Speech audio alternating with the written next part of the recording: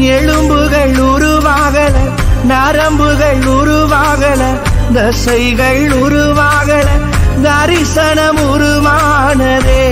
தாய் கருவிலே தரிசனம் உருவானதே. எப்படி பாவுமக்கு நன்றி சொல்லுவேன், சொல்ல வார்த்தையே இல்ல. நீங்க போதும் என் வாழ்க்கை முழுவதும் வேறு ஆசையே இல்ல. அழியாமல் அணைத்துக் கொண்டீர், களையாமல் காத்து கொண்டீர், குறைவின்றி பிறக்க செய்தீர், பத்திரமாய் என்னை சுமந்தீரே.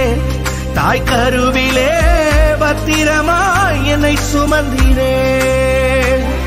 என் தாய் உருவாகும் முன்னே